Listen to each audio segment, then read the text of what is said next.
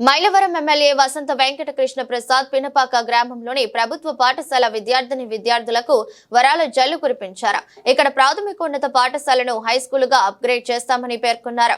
ఇక్కడ చదివే విద్యార్థులలో టాపర్స్ గా నిలిచిన వారికి ఒక్కొక్కరికి 10,000 చొప్పున నగదు ప్రోత్సాహక బహుమతులు అందజేయాలని ఇందుకు తన స్వంత నిధుల నుండి 50,000కు చెక్కు రూపంలో అందజేశారు. అలాగే తల్లిదండ్రులు కోల్పోయిన గరికపాటి ఇందు అనే విద్యార్థినికి 15,000 చెక్కును అందజేశారు.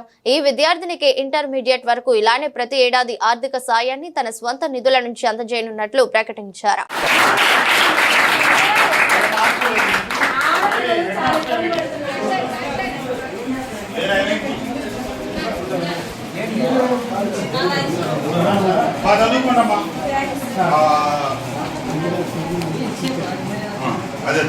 అప్పుడు కూడా వచ్చారండి వాళ్ళు సిఎస్ఆర్ డెవలప్ చేసినప్పుడు ఒకసారి వచ్చారు. బాబు పిల్లలు అబ్బాయిలు చూస్తుంటే మీకంటే అమ్మాయిలు యాక్టివ్ కనపడుతున్నారు. మీరు మించి యాక్టివ్గా ఉండాలని చెప్పట్లా, మీరు కూడా యాక్టివ్గా ఉండాలి, కష్టపడి చదువుకోవాలి.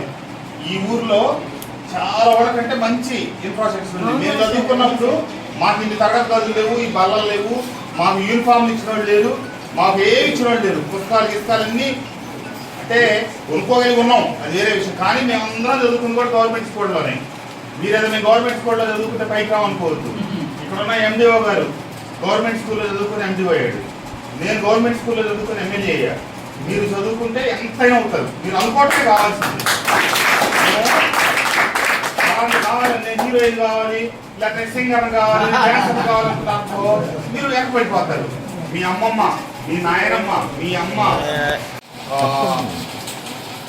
7th, 8th, 9th కూడా ఉందిగా, నెక్స్ట్ అవుతుంది.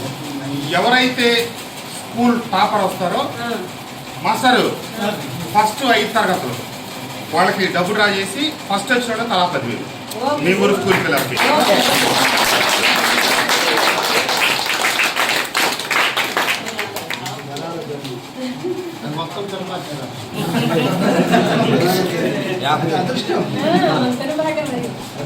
ఇప్పుడు ఎగ్జామ్స్ అవ్వలేదు ఇంకా, ఇప్పుడు ఎగ్జామ్స్ రాసి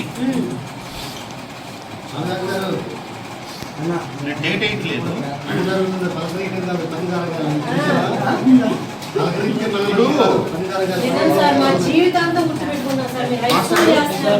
ఇది మీరు దగ్గర పెట్టుకొని ఈ సంవత్సరం మీకు ఇంకా ఎగ్జామ్స్ టైం ఉంది కదా, ఎవరైతే ఇది 6th, 7th, 8th, 9th ఈ 4 సెక్షన్లో టాప్ వచ్చిన టాపర్ వాళ్ళందరూ తలా 10,000 5కి అవుతుంది మీ స్కూల్.